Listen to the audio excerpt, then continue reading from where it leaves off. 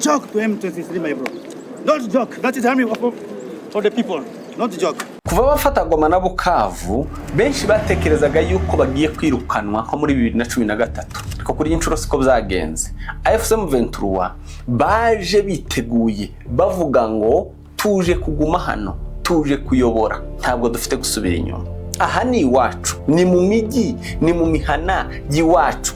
Twaje tuje ntidusubira inyuma kandi aha ni iwacu, ukuvuga ntabwo turi abacancuro, ntabwo turi aba mercenaires, twaje tuje iwacu, igihugu twari dufitiye inyota yo guteza imbere uko twarangije intambara dutangira gukora imihanda. Ariko ikibazo cyasigaye ari kimwe, benshi bibaza, haba babakunda haba n'ababanga, basigara bibaza ngo kubera iki Uvira, mu misozi ya Uvira na Fizi hatuye abanyamurenge, bakigoswe na wazalendo n'ababandi bose barwana na coalition ya Kisekedi. Ariko kubera iki Uvira idafatwa, kubera iki itavamo, ni ikibazo kiri mu mitwe y'abantu benshi. Ariko nyemerera tugisubize hamwe nawe ku musozo w'iyi video.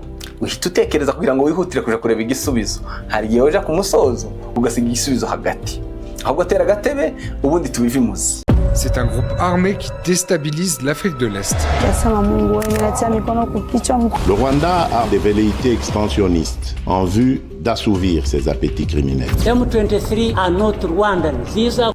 Mu myaka isaga 25 hafi 30 uburasirazuba bwa Kongo ntiburigera bubona amahoro, bwahindutse tere y'intambara, aho benshi bibaza ngo ninde uyobora Kongo, ni inyeshamba cyangwa ni leta ya Kinshasa. Kuva kuguhirika ubutegetsi bwa Mobutu, kwicwa kwa Kabila, kuzamuka kwa Kabila wa kabiri, kugeza kuri Gisegeti uyoboye uyu munsi, abanyekongo mu burasirazuba ntibaramenya amahoro icarico, ahubwo bamenye kurenganywa, kwicwa, kwamburwa ibyabo, ntagira ikintu citwa ici, kubera ko ntacigengaho, ararariciwe eje ategereje ko bokimwambura. Uraja mu muhanda wikeka yuko bashobora kukwambura ibyawe, by'umwihariko noneho kubatutsi bikaba ibindi, no kwirukanwa mu gihugu biri muri agenda.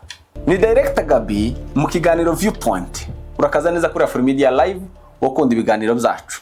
Niba ukunda ibyo dukora rero urashaka kudushigikira kuri Afromedia Live, imbere yayo hari join, ukaba member, ukamunyamuryango wacu, ubundi ukazajya dushigikira uduha support mu buryo bumwe cyangwa ubundi ushoboye. M-Pesa number iri mu kiganiro, muri comment section hariho link ya PayPal, kubakoresha PayPal nanone urashobora gukoresha ubwo buryo.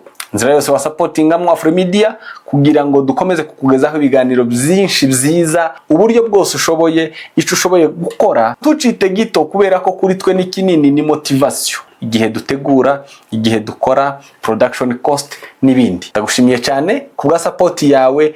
Uwo tuhaye tuvuga ni umukunzi wa Afromedia ukunda ibyo dukora. This is M23, an armed rebel group gaining ground in the Democratic Republic of Congo. Kugaruka kwa M23 kuri iyi nshuro byaje bitandukanye, byazamukanye n'ibibazo benshi bibaza.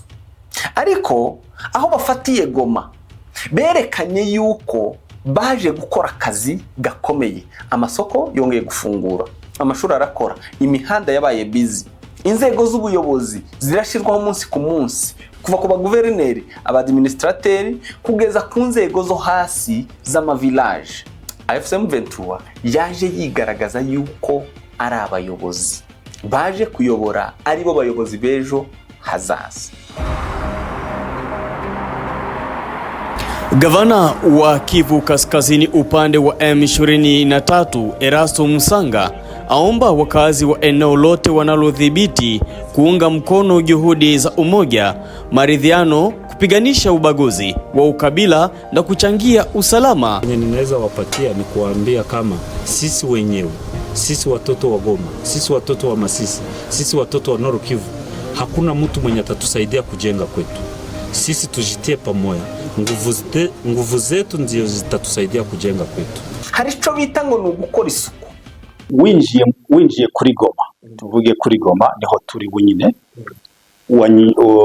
unyuze winjiye waba uturutse Rucuru bava mu majyaruguru ya Kongo, cyangwa se uturutse mu Rwanda ukanyura kuri Grande Barriere, ikintu cya mbere ubona ni isuku. Ariko si isuku ntabwo riri mu mihanda gusa, isuku rigeze no mu mitekerereze y'abantu. Babanje gukubura bakora isuku nko mu nyito zabo, uko babivuga ngo bakoze isuku uhereye mu mago. Niyo mpamvu n'ubundi babanje guhagararira muri Goma na Bukavu kugira ngo babanze bakubure guhera mu mago kugera mu mitekerereze y'abantu. Barashiraho inzego z'ubuyobozi zitandukanye kugeza ubwo balonshinze polisi yabo, barongera igisirikare umunsi ku munsi. Polisi nsha, igipolisi kigaragaza strategy yindi ikurikira isa naho bagiye gusimbuza inzego za gisirikare, amateni y'icyatsi kibisi kugira ngo babe mu miji bayigize hirya, ahubwo abaturage babiyumvemo, babone ubuyobozi busanzwe bitandukanye na kera. Kongo yari iyobowe n'abasirikare, ibintu byose bikorwa n'abasirikare, ntacu umuturage usanzwe w'umuyobozi akora ari hejuru y'ubuyobozi y'abasirikare. Kugeza kuri governor, ntabwo guverineri akora arengeje umusirikare uyoboye muri ico gice. Ni ukuvuga ngo umusirikare muri Kongo agira ububasha buruta bw'umuturage.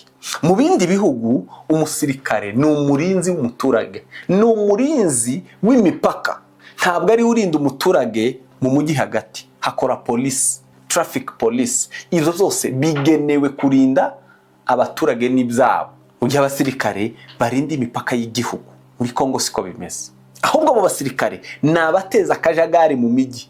AFC M23 rero muri strategy zabo nuko tutagomba gusa na FRDC, titugomba kumera nk'abo turwanya. Mu magambo ya General Sultan Makenga abwira abapolisi igihe basohokaga, yewe n'abasirikare 2437 baherutse gusohoka vuba, strategy nta yindi kubabwira ngo mugiye hanze muri indorerwamo mu baturage, mufite discipline, mwaratojwe, professionalism n'ibindi byinshi byiza, timuje gukanga abaturage. Stabilité authentique. Hiyo unity ya kwanza tunataka kujenga ambayo ni policy ya chama, policy ya kwanza. Hii ni policy ambayo mtakuwa tofauti na policy nyingine hii ya government ya Kinshasa ambayo tunapigana nayo. Lazima mwe tofauti. Mlipata vizuri? Ndio. Hii ni policy ya mabadiliko. Police revolutionary. Mlipata vizuri? Ndio. Bao policy ilikuwa hapo kandamiza raia, kuua raia, kuiba raia, corruption, kubagua watu. Hiyo sio policy. Mlipata vizuri? Ndio. Nyinyi mtakuwa tofauti na hao ambao tunapigana nao. Mlipata vizuri? Ndio. Ahangaha rero benshi bakibaza ikibazo cibazwa AFC M23 kubera iki batakomeje urugamba, ahubwo bahitamwo guhagararira mu miji bari bafashe. Baje bitezwe nk'abantu bagiye gukomeza urugamba, bari bafite umurego, bafata umujyi nka Uvira, bafate Kalemi, bafate Kisangani, bafate Kindu, bakomeze muri Kinshasa. Ariko siko byagenze. I encourage him to continue fighting, but we are going to fight until we get to Kinshasa. Kubera iki byagenze gutyo rero? Ni ukuvuga ngo AFC M23 baje batarabarwanyi, baje kurwanisha isasu, ahubwo bazanye strategy yindi itandukanye yo kuvuga ngo tubanze dukora akazi dutuje mu baturage, ubundi abaturage bazatuvuge, abaturage batwamamaze, aribo batuvuga neza, batwereke, tubasibemo yuko tutarabarwanyi gusa, ahubwo turi n'abayobozi babo bejo hazaza. Ubundi twakagombye kwita ku ntambara gusa, ariko kimwe mu bikugaragaza ko twaje tuje ntidusubira inyuma, twarangije intambara dutangira gukora imihanda. Ubu ngubu hari imihanda twatangiye gukora, hari iri muri planification muri Nord Kivu, muri Sud Kivu, buri munsi twirirwa dusinya amakontra yo gukoresha imihanda, kandi ibyo ngibyo abaturage barabibona buri munsi, amashantier arahari. Iyi ni strategy yakoreshejwe mu bice bitandukanye by'isi. Urugero muri Sudane nka SPLA mu gihumbi kimwe yatangiye mu 1983 kugeza mu 2005 bagendaga bubaka amashuri muri Sudane, biza gutuma bubaka amashuri, aho bafasha bakubaka amashuri, bagashiraho ibitaro, bagashiraho serivisi zose za administration n'ubundi buryo bwose bushoboka. Barwanyije Sudani ya ruguru kugeza bacitsemwo, bibaganisha kuri independence mu 2011. Uyu munsi Sudani y'Epfo ni igihugu cigenga. Nk'abatalibani muri Afghanistan batangiye iyo ntambara kera muri za 80 kugeza mu 2000, kugeza ubwo baje gukuraho ubutegetsi. Muri Lebanon Hezbollah nuko byagenze, n'ubu ni umutwe batangiye muri za 85 kugeza uyu munsi ni umutwe ugikomeje, ariko wamaze kubona watangiye wisempatiza n'abaturage, ushaka ukora amafundraising, urezinga imfashanyo, bagenda biyubaka kugeza uyu munsi bari muri parlement, bafite n'intebe cyangwa se imyanya muri cabinet. Ibi rero M23 ikora ntabwo ari bisha, hari abandi babikoze babasha kugera ku butegetsi, bamwe bakuraho ubutegetsi, abandi binjira mu butegetsi ndani.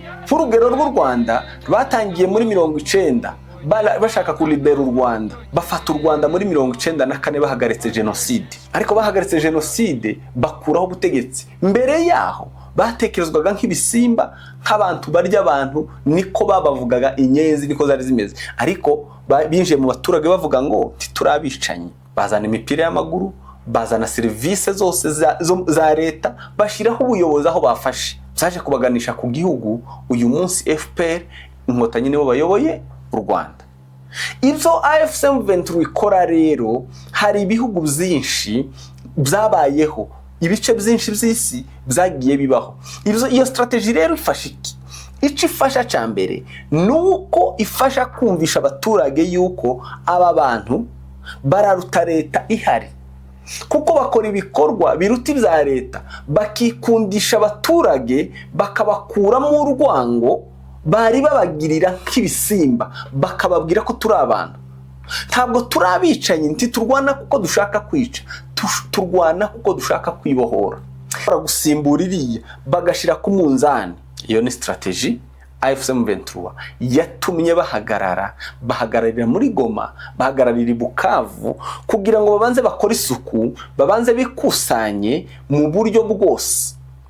Mu gihe leta ya Kinshasa bavuga ngo tugiye mu masezerano muri ceasefire, AFC M23 ntibishishikaza cyane, kubera ko bakeneye iyo ceasefire bahagarike. Either leta ya Kinshasa twumvikane, nitutanumvikana ntacyo duhomba, twe turakomeza urugamba rwo kwiyubaka no kubohora Kongo.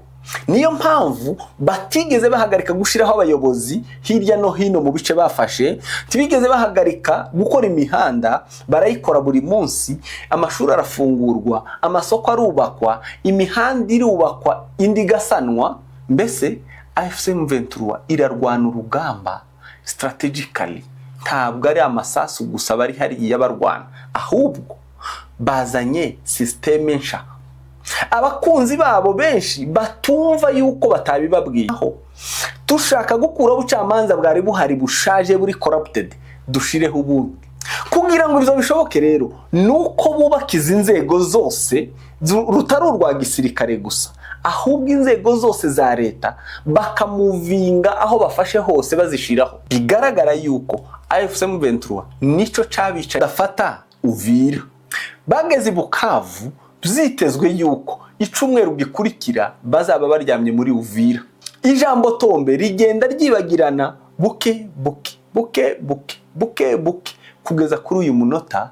Abenshi barara buri weekend bazi yuko Monday tuzabyukira kuri Uvira tombe. Rero ikibazo cyangwa se equation, ihurizo riri mu mitwe y'abantu, kubera iki Uvira idafatwa. Kandi mu misozi ya Minembwe, imurenge uhere mu Rurambo gahuruka mu Rugezi, hari abanyamurenge batuyeyo bakicugarijwe, bagoswe n'ingabo za FRDC n'abarundi FDLR, Maimai, yita Wazalendo. Kubera iki Uvira itaraba libere? Muri Uvira ko hakiriyo abatutsi benshi bo mu bwoko bw'abanyamurenge, yewe n'abandi batutsi bandi bahakorera. Kuki Uvira idafatwa? Hari impamvu nyinshi zishobora kuba zaratumye Uvira idafatwa, ariko zimwe muri izo twamaze kuzivuga. Niko nababwiye ngo utihutira kuja kumwisho kumva igisubizo ca Uvira utagisiga hagati.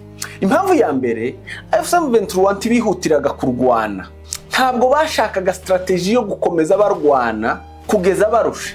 Si amarushanwa y'amasasu, ahubwo ni system, nukubaka system. Reka twubake system mu baturage, tugire backup itari mu gisirikare kiri ku rugamba, tugire backup abaturage batwiyumvemo badukunde, aho twafashe ntihazuka indi mitwe yo kuza kuturasa mu migongo, aho twafashe ntihavuka abandi bantu muri babandi Felix Tshisekedi yatangarije ku manywa y'ihango akabaha intwaro. Ubutegetsi bwa Kinshasa bwahaye intwaro, ntibavukemo ngo babe bo turasa mu mitwe baduturutse inyuma, ahubwo tubanze dukora isuku aho hose abaturage bahari basigara ari abarinzi barinze utwo duce, aho bamenya amakuru bayaduhe. Rero babanje gukora iki? Isuku. Ni kuambia watu waache ubaguzi wa ukabila, tujenge kwetu, tujenge nchi yetu. Na motari kama unabeba mtu hivi, ukabeba mtu kumutu, ukuna mufundisha. Junye ba motari, muko batu benye bako balimu kushinda batu.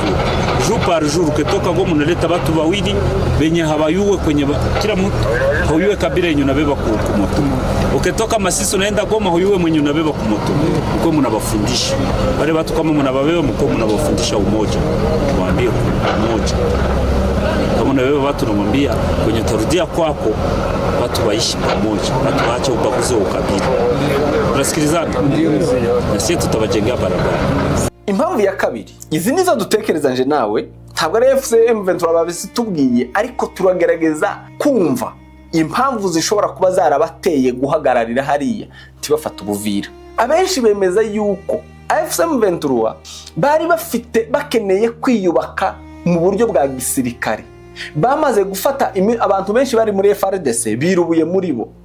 Abasore benshi mu bice bari bayoboye baje kwirubura. Ibice bafashe ni binini. Ivyo bice ntibafite personnel, abasirikare babirinda n'abandi bakomeza urugamba rwo kurwana. Bakeneye rero kwiyubaka, bitari ukwiyubaka gusa boza imbunde, ahubwo biyubake bashiramwo n'abandi bazikoresha. Niyo mpamvu bari mu training. N'ubu tuvugana ejo bundi barangije kose.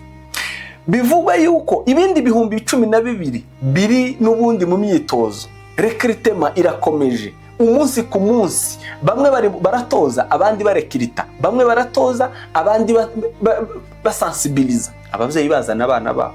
Lakini msisahau kutuletea mavijana wakwenda mu kisoda. Mfundishe na vijana wakwe mu kisoda, tujenge jeshi ya mzuri. Tujenge jeshi ya mzuri, jeshi yenye haina ubaguzi wa ukabila. Iyo ni point strategique ya AFC/M23 kugira ngo biyubake mu nzira zose. Ikindi strategy yo gusohora polisi niyo kugira ngo tulonchinga abapolisi baze bacunga umutekano w'abaturage, abasirikare baje ku rugamba.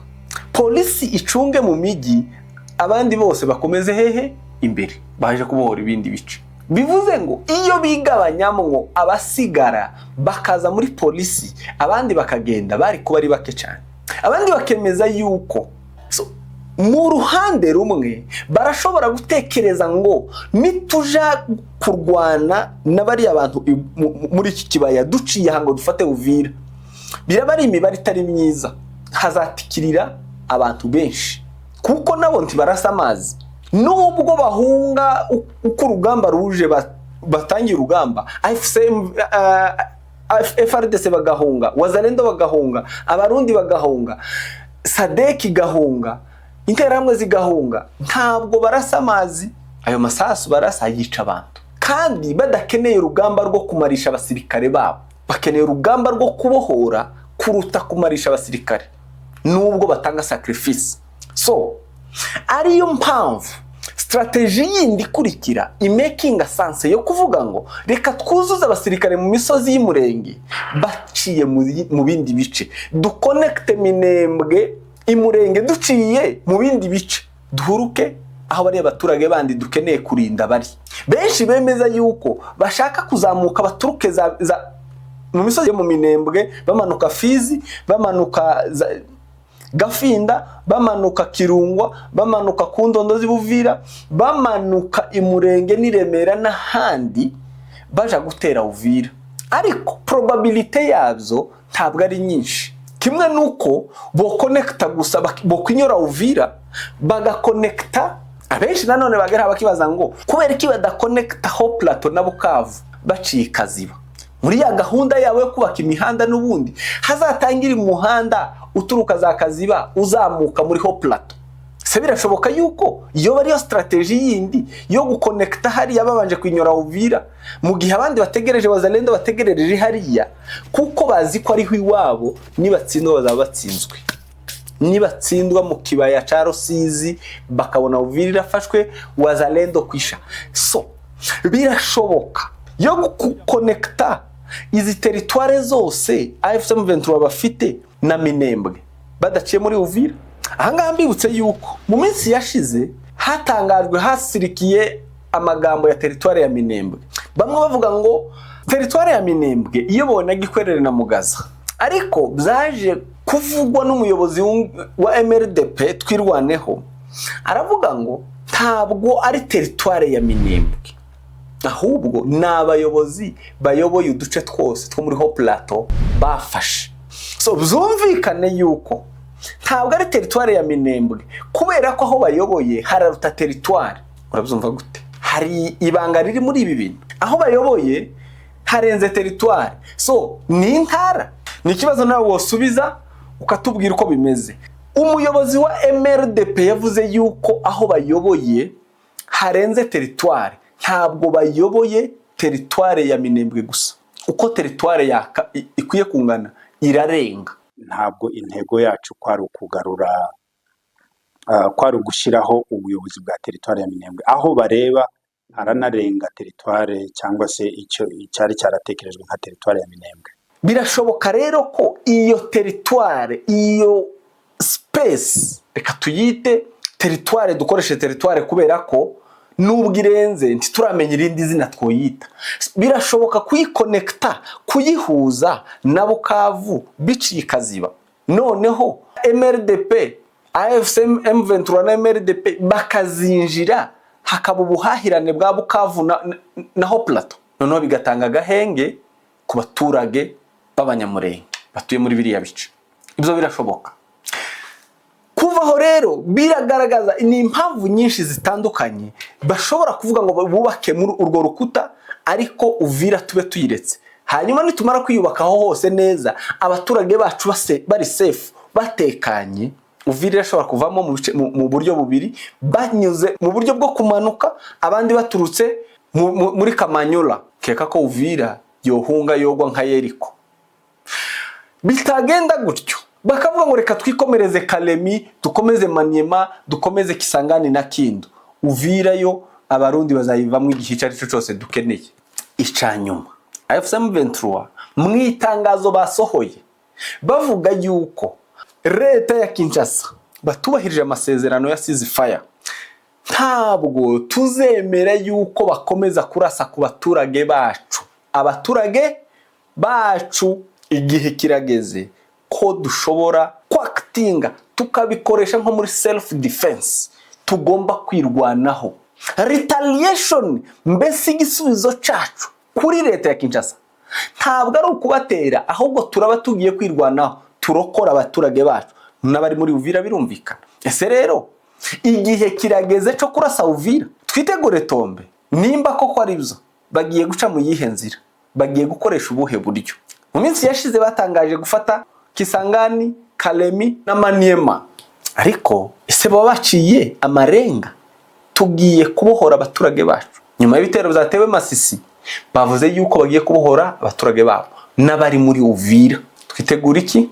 AFC M23 rero, nubwo benshi mu bayifana bishimira yuko ibihumbi 7 birenga byiyongereye mu ngabo zayo, ku ruhande rwa Kinshasa bo babibona nkaho ari u Rwanda, atiriya ni brigade y'u Rwanda yije muri Kongo n'ubundi. Ariko n'ubundi kwizo mvugo zisanzweho birabuza izo ngabo kugira impinduka kuri tere. Cyo kwitegwa nuko hari shanje migiye kubaho nini.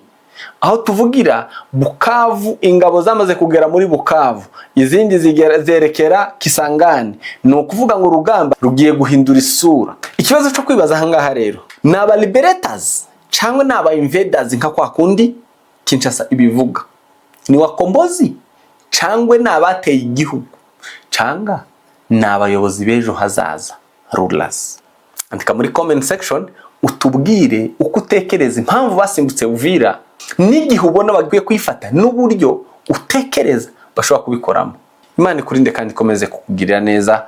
Mwari kumwe na Director Gaby kuri Afrimedia Live mu kiganiro Viewpoint. A world of stories.